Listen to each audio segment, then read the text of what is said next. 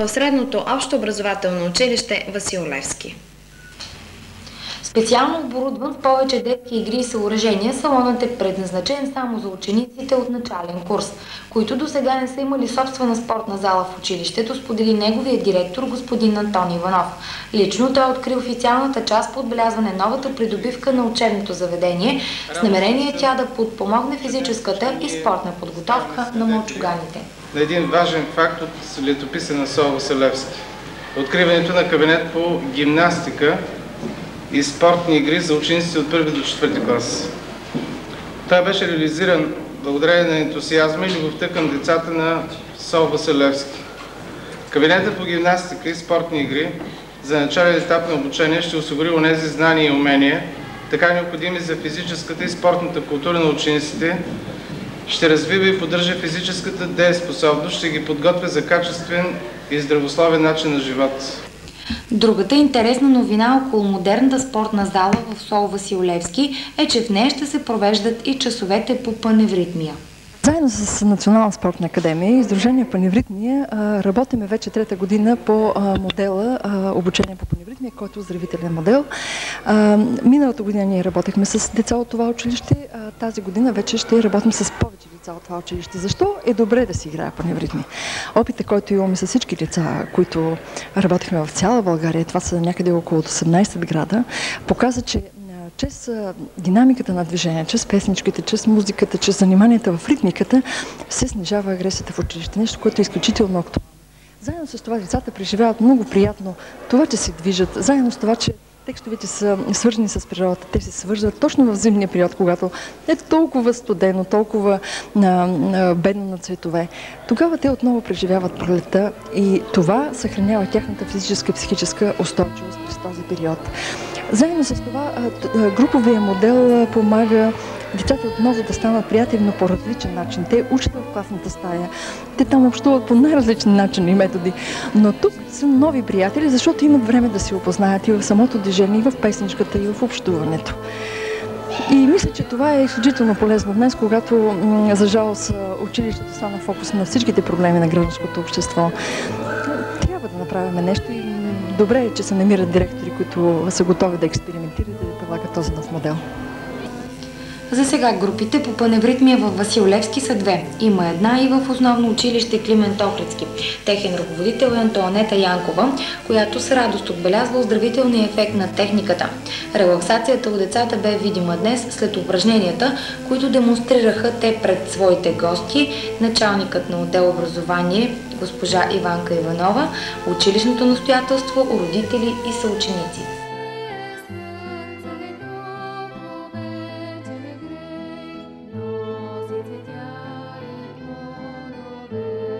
Някъде 22 година, но е формирана в продължение на близо 12 години и след това е развита до към 42 година, което ще рече, че много сериозно е промислен модел, за да имаме и тези резултати днес. Ние вече ясно имаме видимост за какво помага паневритмията. Защо толкова късно след нейното възникване отново започваме да говорим за паневритмията? Има ли някакво забравяне? Забравяне не бих казала, значи благодарение на това, че тя във времето никога не е преставала да се танцува дори от определен кръг хора, имаше възможността да стигне във времето, когато науката вече е в състояние да обяснява тези процеси и тогава вече да решим за себе си дали ние можем да го ползваме, за да може ние като възрастни и нашите деца да бъдат здрави и да решаваме проблемите на деня. Добре, сега да попитаме децата как се чувстват, когато играят паневритмия. Аз когато играя паневритмия се чувствам много отпуснала и после като завършим играта се чувствам починала. Спокойно се чувствам добре. Аз се чувствам много ободрен такъв и много радостен, че има такава нещо за изправяне на гърба. Да започнете да се занимавате с паневритмия, вие тримата? Миналата година. Значи от една година вие играете паневритмия? Да. Сега по-добри ли сте по-добри приятели ли сте един между друг? Да. Курсът паневритмия. Защо? Как ви сближава тя според вас?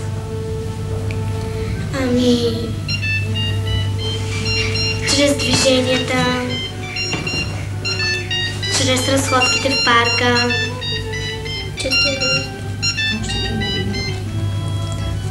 Да. И когато излезете от част по паневритмия, как сте настроени към другите съученици, които не играят в паневритмия? Предполагам, че по-рядко се карате с тях. Да. По-задръжни сте. Добре. Да ви питам майката. Тя е едната от страните, защото малко е спорен въпрос за паневритмията. В България трудно приемаме нещата, които ги имаме на готово.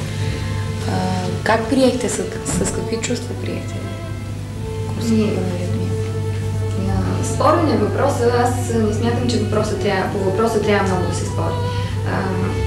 Значи паневритмията не е била приета като танц и като някаква методика, защото тя е създадена, да кажем, от определени хора. Тя не е фолклорно изкуство, но тя фактически в себе си съчетава методи на дишане, фолклорни елементи, музика, слово, което фактически изразява по съвсем такъв елементарен и прост начин отношението на човека към природата. Значи радост от природата, от живота, красота и така нататък. Но понеже това нещо е съчетано като метод и се е прилагало като някаква методика на работа, не е било възприето, защото разбирате, че през годините се налагат едни или други принципи на работа с децата, едни или други начини на обработка. Във всички видове танцово изкуство също има, да кажем, определена мода или определен тип влияние. И това нещо през годините не е било така доста добре обяснено и доста добре приложено. За разлика се е наблягало едно време, нали, през социализма, на фолклора, на фолклорните танци, които без абсолютно никакво обяснение се приемат за даденост и се приемат за нещо, което облагородява, което е добре да се прави. По същия начин и паневритмията. Но след като тя е, ви казвам, по друг начин създадена, тя не е фолклор, който да се вземе направо без да се коментира. Това е нещо, което е направено от човек, от някакъв човек и вече коментарите са много.